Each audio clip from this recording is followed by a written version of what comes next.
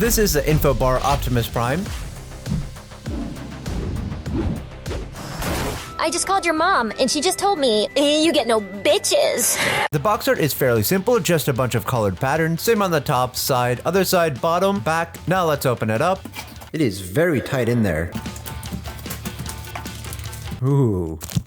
Some nice little ASMR. So in the packaging comes the figure itself. Inside this you get what are basically extra wallpaper pieces to replace what's in here, and this one fell down. An instruction manual, and I love how it looks like an actual phone instruction manual, but it's really just instructions on how to transform the figure. And you do...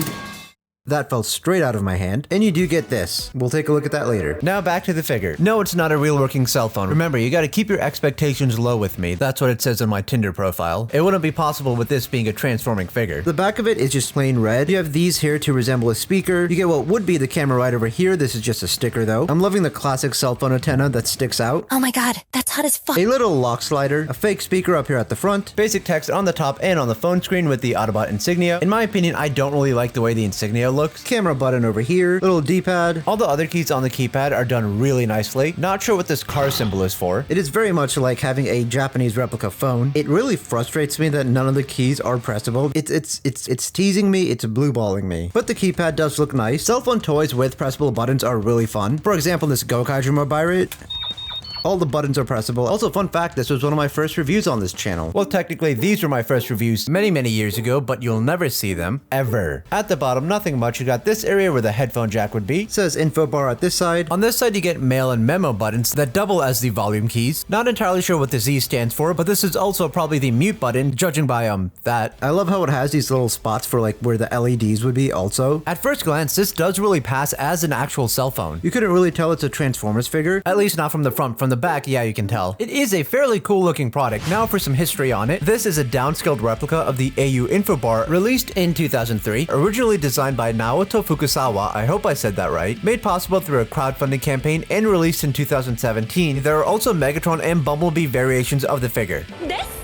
By the way, leave a comment down below letting me know what your first cell phone was. I swear to God, none of you better say iPhone, otherwise I will feel old. My first cell phone was a flip Samsung phone. I'll see if I can try to find a picture of it online. So this is a phone stand. It's got the Autobot insignia and the text over there. It opens this way, and you just place the phone on there. You gotta do it correctly. There. And there are some notches so you can adjust it to your liking. This is also meant to be used for an actual phone. Now before we transform this, here's a better look at those wallpapers. You have one with Optimus Prime, one with the Autobot insignia, cool. And I don't know what this is supposed to resemble. Maybe like the inside of the phone. It says Transformers Technology. I don't know what this is supposed to...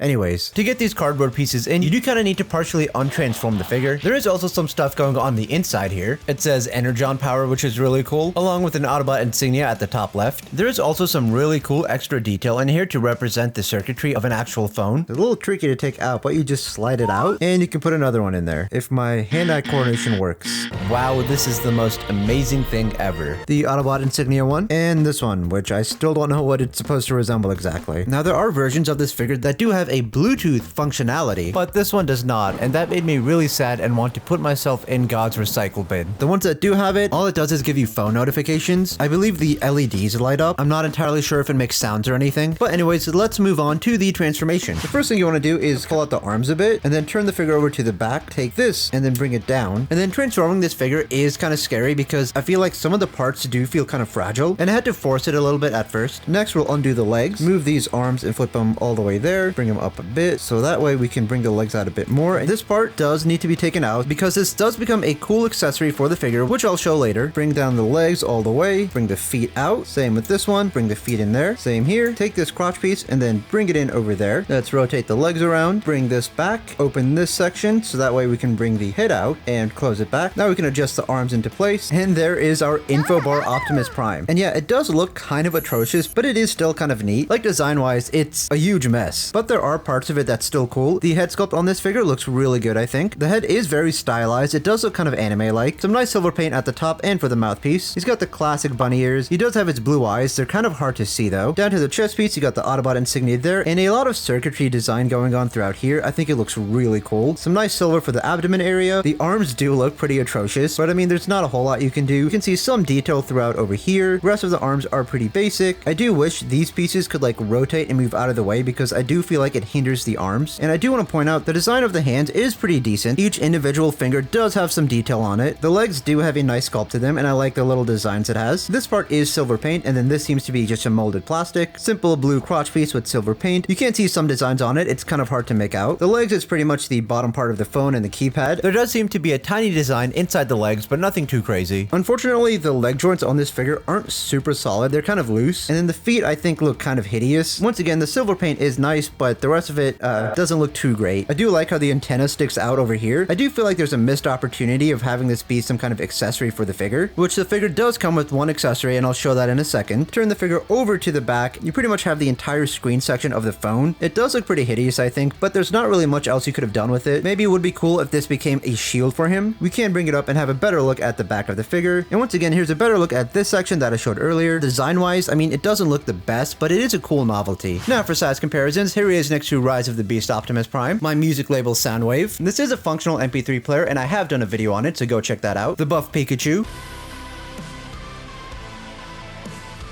And the alien attack optional girl. Oh my god, look, they're holding hands. For articulation, the head can move up and down. You do get a rotation. I'm having difficulty getting a full 360, and I'm not going to force it. These arms are on a hinge joint over here, so they can move up and down. You do get a full 360 rotation. The arms can move out, bicep rotation, and elbow bend. These hands are on a hinge joint and can move. The waist can rotate a full 360, which is cool. The legs can move forward. They can move back around there before this gets in the way. If we do move it out of the way, it can move further back. A pretty good knee bend that goes past 90 degrees, a rotation, no foot rotation, and it's kind of hard to get a foot pivot. Minus the feet, the leg articulation is pretty good. Now for his accessory, the part that we had to take out becomes a little flip phone for him, and I think it's kind of cute. Let's take a selfie because I love you all. And I think there's some writing on there. It's very hard to see. I'll try to zoom in on it in editing. All right, let's get ready. Zoom, enhance, sharpen image, denoise, add sunglasses. Okay, now put it in space. Zoom in again, rotate the image upside down, rotate it again, zoom out, low res it, pixelate it more, caramel dancing filter. Good, perfect. Now turn the phone into a spaceship. Zoom in. What is that there? Zoom out, further, further. No, wait, we can't show that.